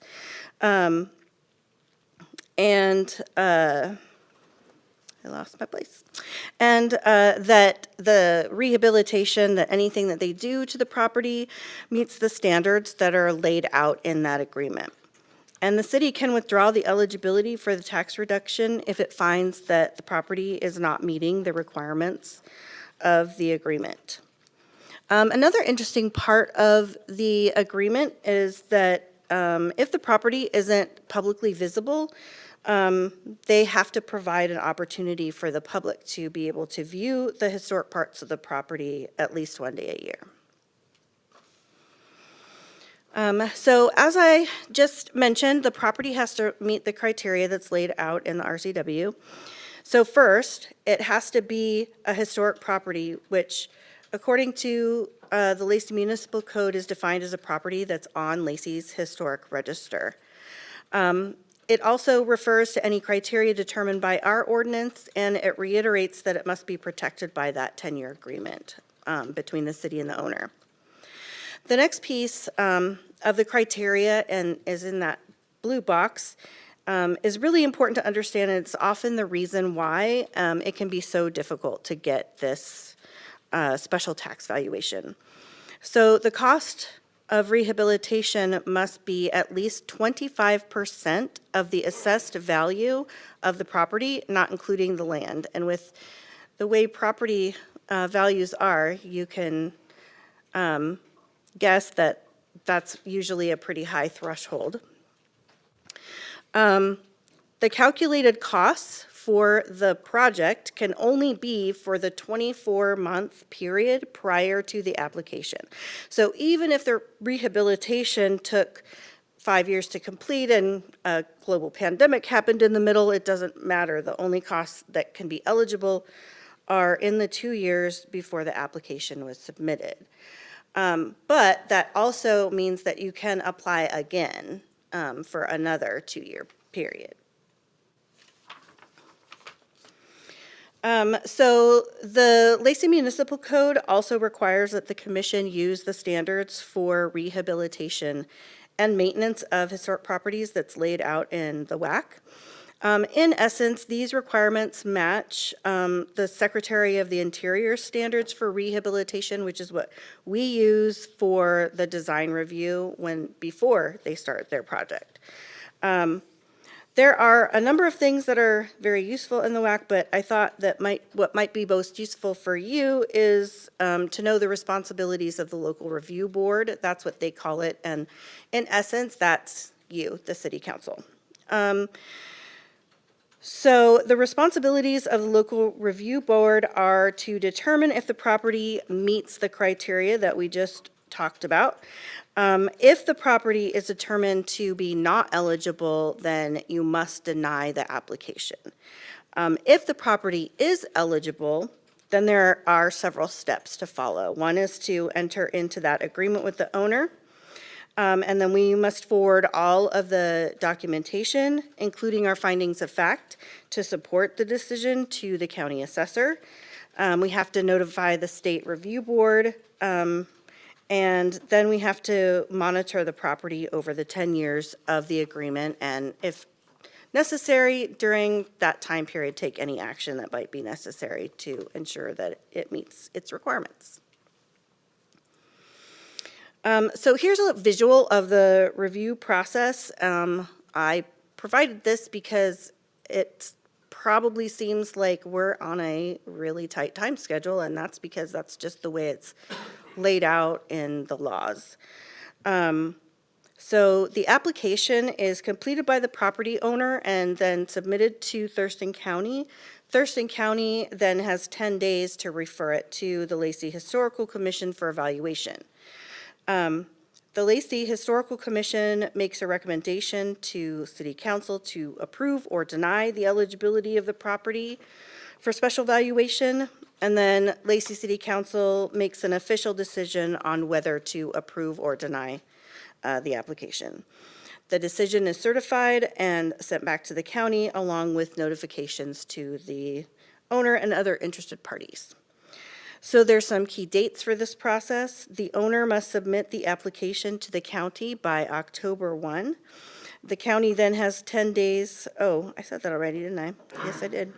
And so the city then has 10 days after the decision is made by council to certify the approval, get it to the county, notify the state, get that agreement executed. And regardless of those 10 days, everything has to be submitted no later than December 31. Yeah. Next. So as a reminder, here is a summary of the special valuation criteria that we just went over. All of these, again, must be met for the property to be eligible. So let's look at where we're at for the Bowker House. So the property is on the local register of historic places. And the rehabilitation project design was approved by the Historical Commission before the work began, and the owner has rehabilitated the house as we approved it. Next, we have determined that the eligible expenses during the 24-month period meets the cost threshold of 25% of the house's assessed valuation. I'll go into more detail on that in just a second. The last item to meet eligibility is to execute that agreement with the property owners for the 10-year monitoring period.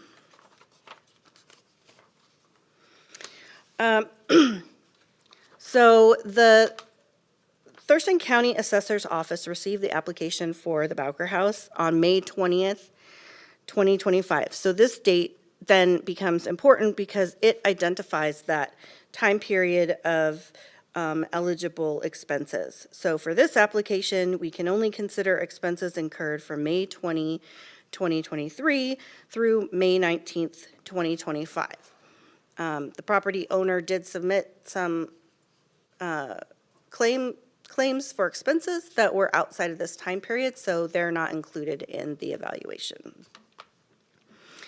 So then the next step is to determine what 25% of the assessed value is. So here's a table that shows the county assessor's valuation of the Bowker House property. I wish I had had room for one more slide because the building was worth $6,700 in 2020. So she is lucky on the amounts there, but she also did a lot of work, as you'll see in a minute.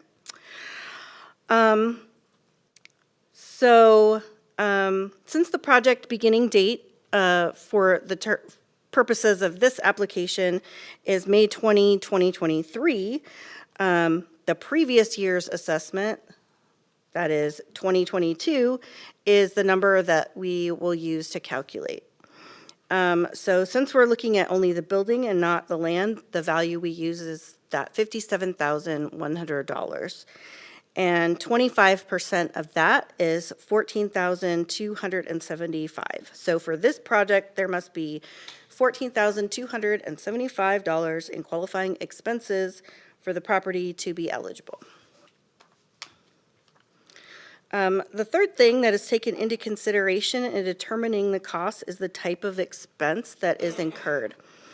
The property owner submitted documentation for every expense that is being claimed against that 25% threshold. Staff and the Historical Commission have carefully reviewed each of these items to ensure that they are a qualifying expense and that they have supporting documentation. The qualifying expenses is based on federal tax law, and I included in your packets the many-page documents of federal qualified rehabilitation expenses. But basically, eligible expenses are capital expenses, those which have happened within the building envelope or that contribute to the structural integrity of the building. So the way that it was explained to me was, imagine if you could pick that house up and take the roof off, turn it upside down, and shake all the stuff out. Everything that's still attached counts. Everything that fell out doesn't count. It's a nice visual for me. But sometimes there's, gray areas. Cut and dried, like a bookshelf in that scenario would fall out, right? Unless it's a built-in bookshelf, and then it would stay in. Something like a retaining wall is generally not eligible, but if it contributes to the structural integrity of the building, then it would be. So it's because of that we have to document not only what the expense was, but what it was for. Because like if you have a receipt from Home Depot, it's not going to tell you what that paint was for. So we have to rely on the homeowner for that. So this table, in your packets, you received an older version of this. This table shows only the expenses that have been determined to be eligible. The Historical Commission at their meeting last month recommended approval of the application with the condition that we receive documentation for 4 of these expenditures. And we have received that documentation, so this table reflects that. The total expenditures that she has submitted comes to $15,866.02, which is over the required threshold of $14,275. And now I thought you might want to see the amazing transformation of the Bowker House. So these are before pictures, so this is the exterior. This is the back side of the house and the bathroom. I'm not sure exactly which rooms they are, but upstairs. Yeah, upstairs, but anyway, they're totally different now. She tried as much to save all of that beautiful historic wood as much as she could. That was one of the requirements of the design review, was that materials be repaired rather than fully replaced where possible. Go ahead. This is downstairs. Carry on. Okay, this is the Bowker House now, afterwards, with some nice landscaping and everything. And I am so pleased that she decided to keep the historic paint color, because that's not something that we require usually, is to keep a historic paint color. And so I thought it was really cool that she decided to do that, because most people wouldn't think black is a popular color. Go ahead. This is the backside with her new patio, and they had turned, if you noticed in the previous picture, they had turned part of that longer end of the house into a garage, and so she converted it back to house. I was wondering about that. This is the inside of the house, that bathroom, remember it?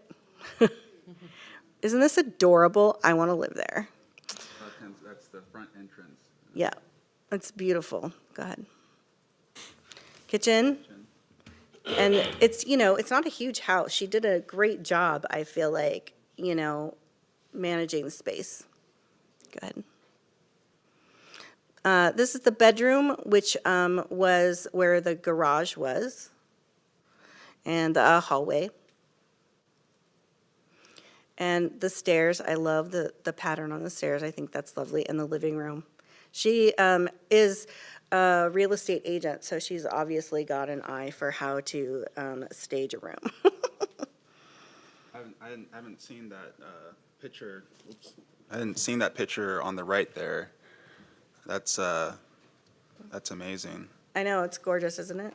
Yeah, she did a good job. She worked really hard on it. She's very proud of it. She would love for anyone to come see it and show everyone around. So next steps. Obviously, we're here at our December 2nd City Council meeting where you can approve or deny the application. Between this meeting and December 31st, or within 10 days, depending on what date it's approved, I will notify the county assessor, the county auditor, the Washington State Advisory Council, and the applicant of the approval or denial of the application. And if it's approved, we will execute the agreement as soon as possible. And then if it's approved, we'll also file a certificate with the county assessor within 10 days of the decision, which includes that signed agreement. I'm sorry, this is the most boring presentation I've ever given you. Actually, I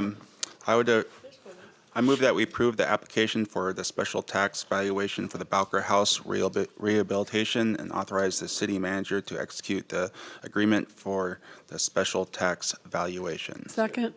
It's moved and seconded. Discussion.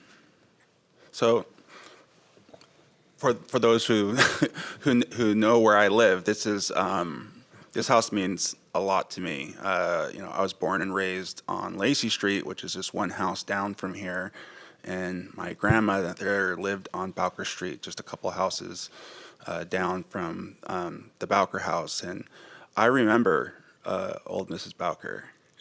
And to think of how old she was for me to remember her, that is pretty amazing. But I didn't get the chance to ever look inside the house or see the house at all because old Mrs. Bowker had a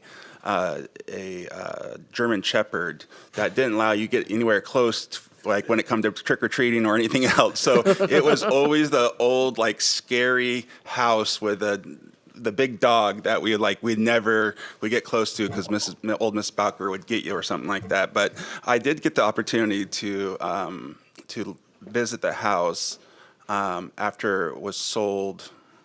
It wasn't the current owner, but I was the owner before that. Stuckey? Yes, Stuckey, yeah. And I got to go through the whole house, which was it was so cool, like part of Lacey's history there. And if you look at the house from the outside, it seems like, maybe as I was just a little kid, it seemed like a really big house because it was a 2-story house and it just seemed really big. And there was a hedge in front, and so you kind of like, it was like just creepy, like over this big hedge. And but then when I got to see on the inside of it, it's really wasn't a lot of space. It was just, and it was in unbelievable like disrepair. Like I don't know how anyone could live in that house at the time. It was barely anything was functioning.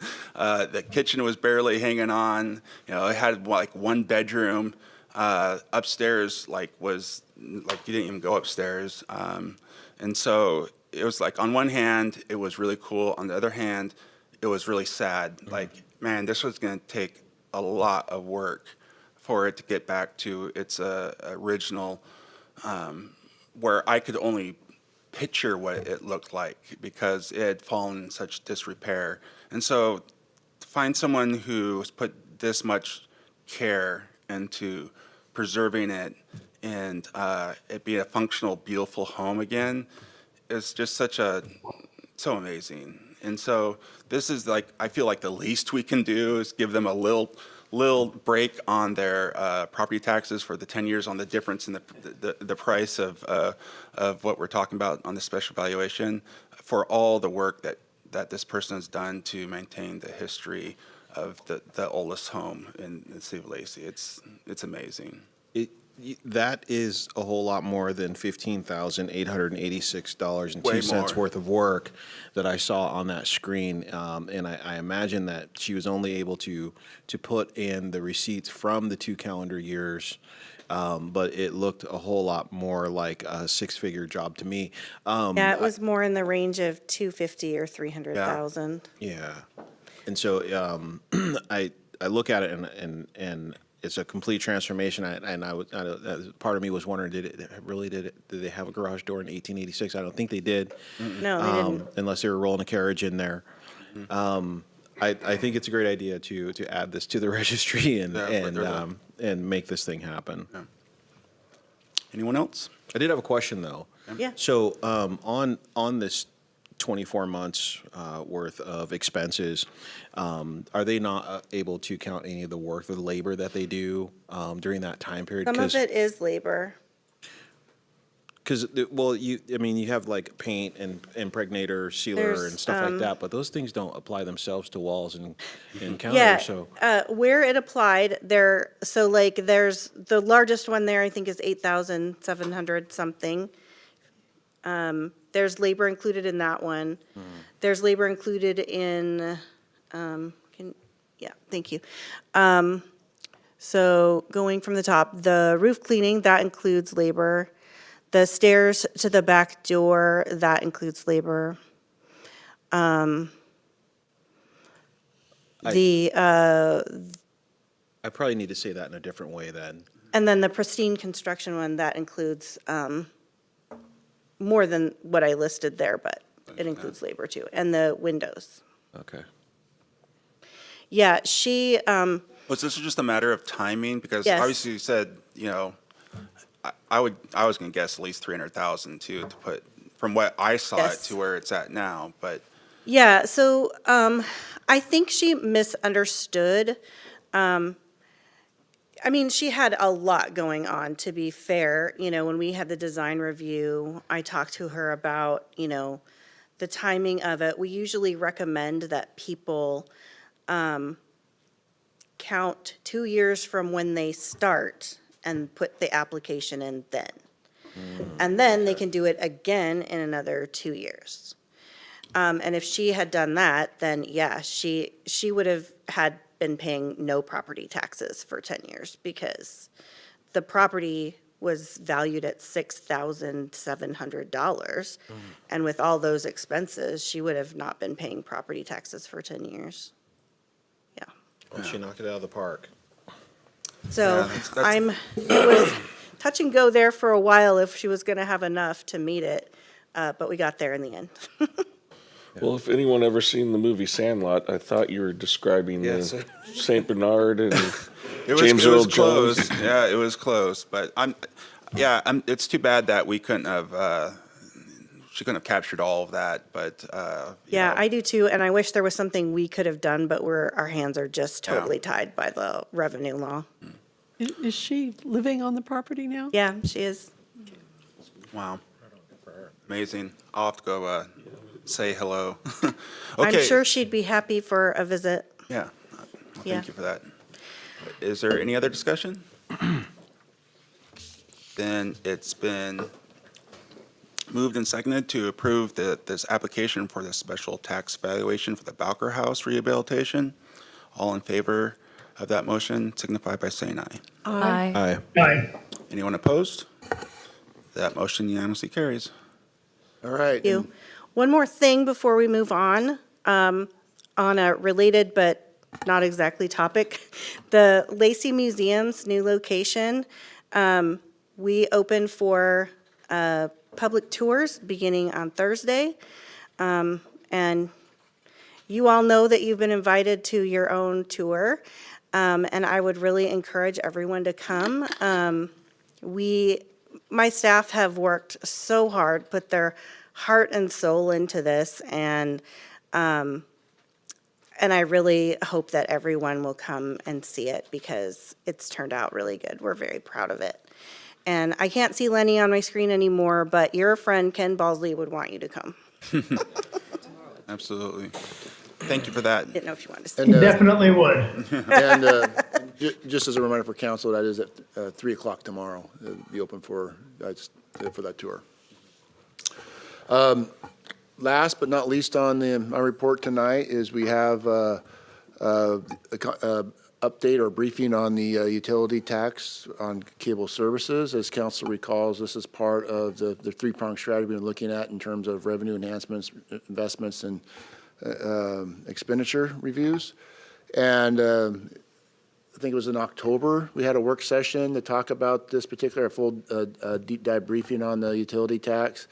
And we wanted to bring it back for to council for a quick touch base to get some final direction in order to prepare an ordinance to move forward with this option. So I want to turn it over to Assistant City Manager Shannon Kelly-Fong to provide a quick recap of the previous conversation and options moving forward for council to give us direction on.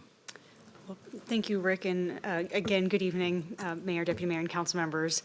So just to start off, the recommendation is to provide direction to staff to bring back an ordinance for consideration imposing a potential 6% utility rate on cable services. No action is required tonight other than just direction, and we would bring forward an ordinance at a future council meeting tentatively scheduled for December 16th. At 6%, the fiscal impact would be an estimated $720,000 increase in revenue for the general fund. Like the city manager mentioned, it has been discussed and reviewed at several council meetings, and I will go over the latest one, and that this is all part of the work plan for 2025 to, like the city manager mentioned, go over financial planning and review of potential revenue sources.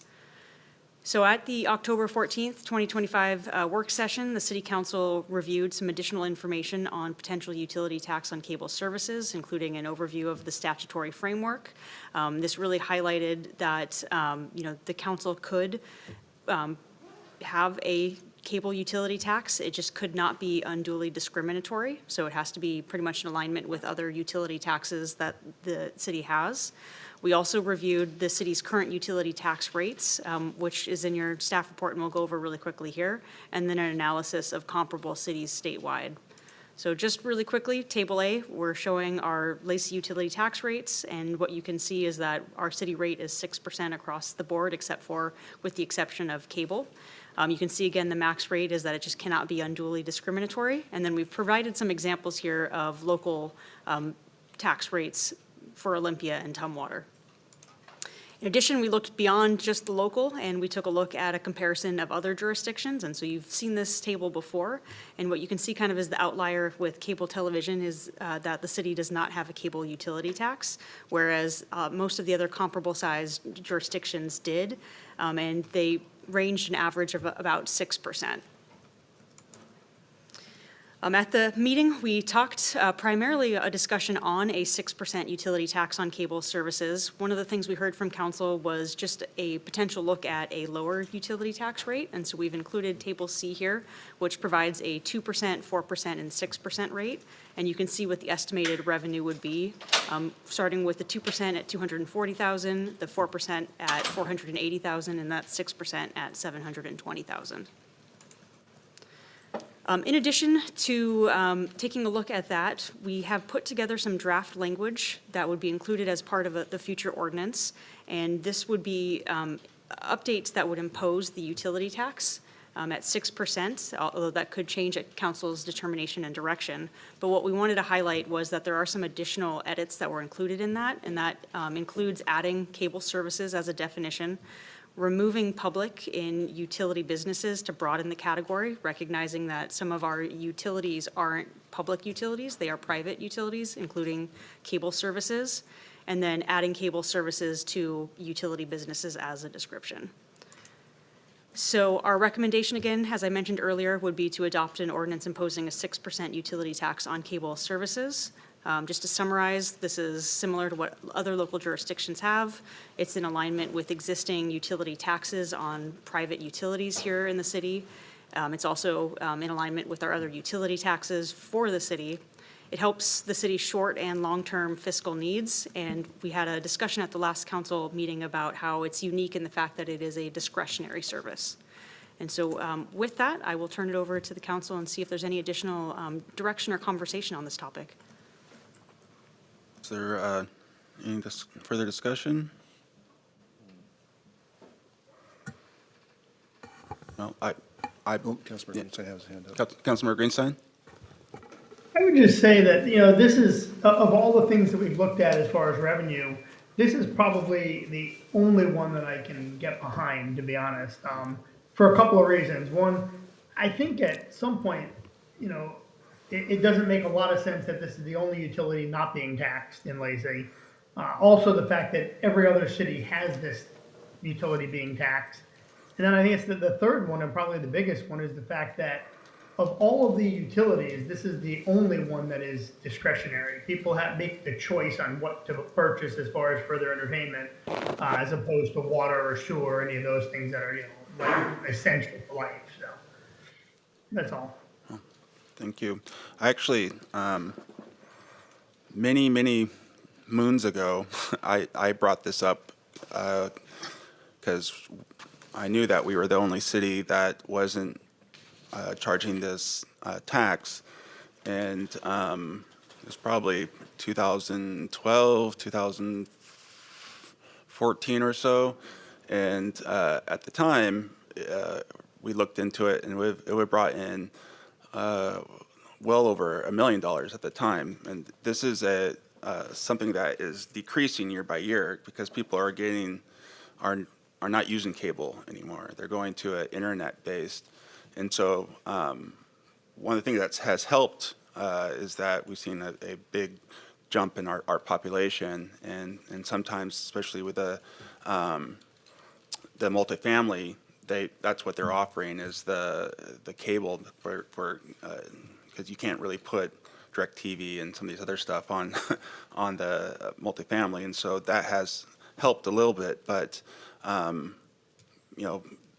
Way back when I was recommending that we do this, council didn't go for it at the time, and so I'm glad that we're looking at it now. I do think it makes a lot of sense. It aligns with all of our other utilities. It never made sense to me that we didn't include cable, and so I am definitely in support of this 6% utility tax, especially when we're in very difficult, budget times, and we need to be smart about how we look at revenue and our expenses. And I think this makes a lot of sense to align with basically what every other city is doing.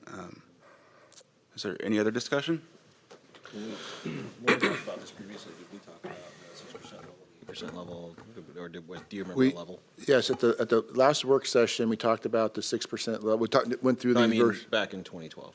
Oh, 2012. Oh. No, at the time, we were just, the overall consensus at the time is that we weren't going to raise additional taxes. So it's kind of irrelevant. Yeah. My just one question is, are we charging tax on streaming services? No, we can't. Cannot. You sure about that?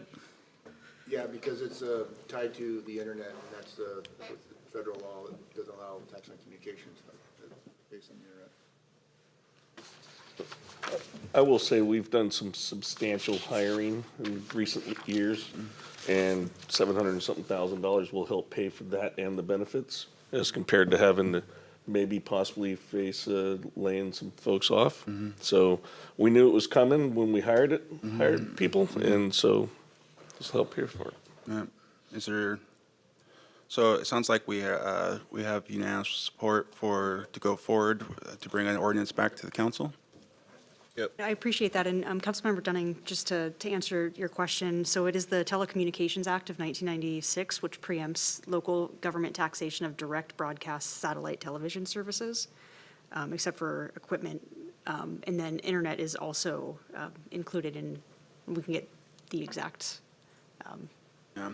So sometimes what you see, though, is like when you buy a phone, you get taxed on the phone, but not the data. And so there's other things that can show up on a bill, but if it's directly related to the internet, you're not being taxed on that. You can't collect the tax on that. Okay. Is there anything else? That was it. Thank you very much. We'll move forward and prepare an ordinance based on the council's direction for the December 16th meeting. Great. So now it's council reports. I'm up first, but I do not have a report. Deputy Mayor? I do not have a report. Councilmember Greenstein, No report. Councilmember Stedman, No report. Councilmember Cox, You can count on me for one, but it's very short. Intercity Transit met on November 19th. There were two items of importance for that agenda. We spent a good hour reviewing the draft equity analysis and major service change scheduled to take place this coming May. The equity analysis is required by the federal government to demonstrate that the planned service changes will include areas within the transportation benefit district where low-income residents and those who rely solely on public transit live. And then the Transit Authority is scheduled to vote on that plan tomorrow night. In addition, we appointed 7 people to 3-year terms on Intercity Transit's Community Advisory Committee. We had like over 37 applicants for that, so there was a lot of interest there. We also appointed 2 youth representatives to 1-year terms. And because we wanted to maybe have some placeholders in case somebody, left or for some reason wasn't able to finish their term, we approved 4 applicants for inclusion on an alternates list to offer them the opportunity to fill in for any openings. That's my report. Thank you. Councilmember Vasquez. Brief report, just the TRPC meets next on Friday the 5th, this coming Friday, and it will be the first meeting for Alyssa Gertler, who's the new executive director of the TRPC. This is her first day, actually, so she'll attend the meeting and then go fill out her I-9 paperwork directly after that, because it is like the first hour of her first day is the meeting. So wish her luck, everybody. We're also going to be reviewing the report for the Martin Way Crossing Strategy. So there are 3 proposed locations for future crosswalks that would be within the city of Lacey, and those are on Gerald Street, Black Hawk Lane, and Copperwood Lane. And if you're not sure where those are, because they're smaller streets that cross Martin Way, it's up on the north end, and there's a map online. There's the Martin Way Crossing Strategy online open house that I invite folks to take a look at if you're curious where those proposed crosswalks would be in the future. So, thank you. And thank you for all your work on hiring the new executive director. I know that was an extensive process, and I've heard from several people how valuable it was for you to be leading that process. So thank you for that. Okay, Councilmember Dunning.